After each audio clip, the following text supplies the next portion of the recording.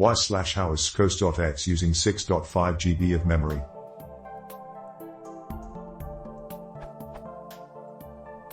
What is going on here?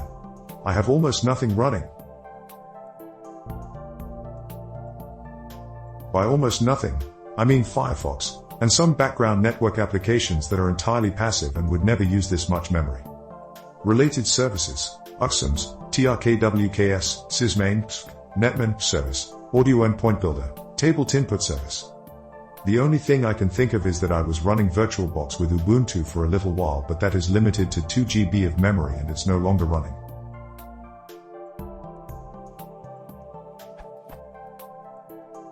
Edit. I am most interested in the question of why/how.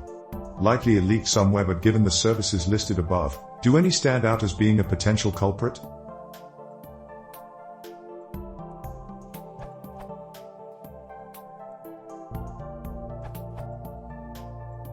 svchost.exe is the process that runs all your Windows services. One of them has gone mad apparently. Right-click on svchost.exe and select Go to Services. That will tell you which service it is, and you can use Services Manager to restart or disable it if you don't need it. For a better description with nice screenshots, check out How to Geek, what is svchost.exe and why is it running?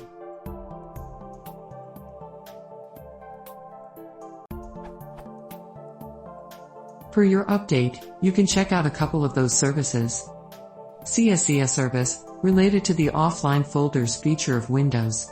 Do you use that? UXMs, related to desktop window manager. Try disabling Arrow, see if the problem occurs.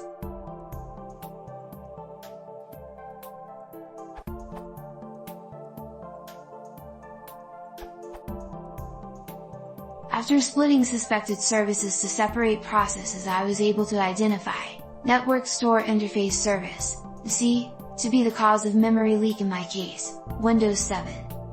There is 10-page thread about this issue at this URL.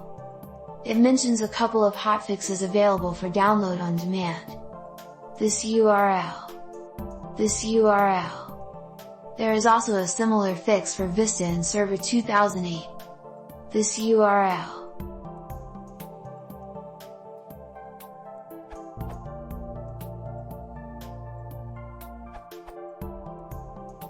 Another option, use Process Explorer. It can be downloaded via Microsoft TechNet. It displays all running processes. You can easily see which svchost.exe is using CPU or RAM resources, to track down which service is running wild. Tip: when hovering the mouse cursor over the svchost.exe entries, all services associated with this process are listed in an info tip window. Alternatively, select the process, click Properties and choose the Services tab.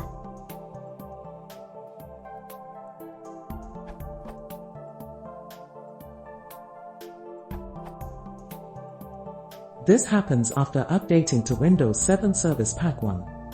Memory leaks can happen when the background service for Windows Update, NetVCs, is enabled. You can find more info here, among other places. See our answer here to verify that Windows Update is at fault. One inelegant solution to this issue is to turn off Windows Update and install all updates manually. Run services.msc and set Windows Update and Background Intelligent Transfer Service to disabled. See here for general instructions on services.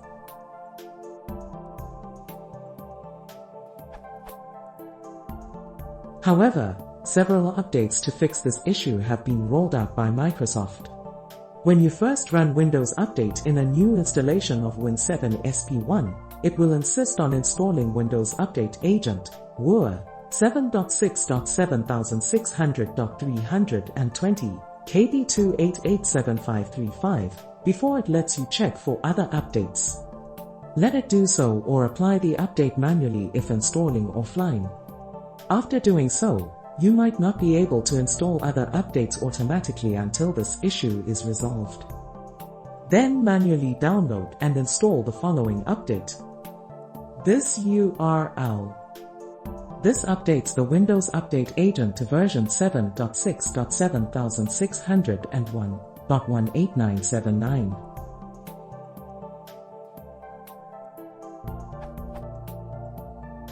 This is the newest update in a series released by Microsoft to address the issue.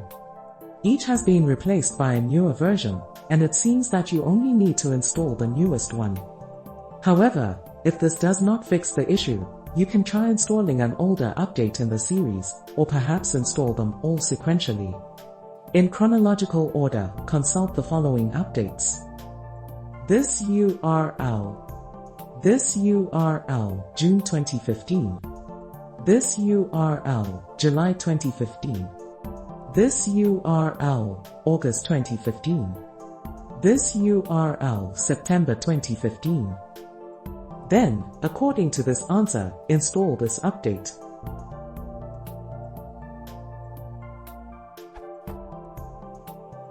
This URL, the 20th of October 2015. This updates the Word to version 7.6.7600 and 1.19046. Theoretically, you should be able to just skip to this step and be fine. However, this update claims to not replace earlier updates, which is why it might be advisable to install the aforementioned updates first. Lastly, it might be advisable to disable the two aforementioned services before manually installing these updates, then re-enable them afterwards. I think you should be fine either way, though you might want to restart your machine after each update, just to be sure.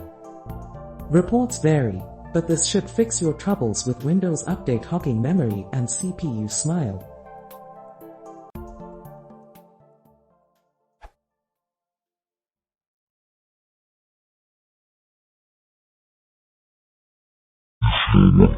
svchost.exe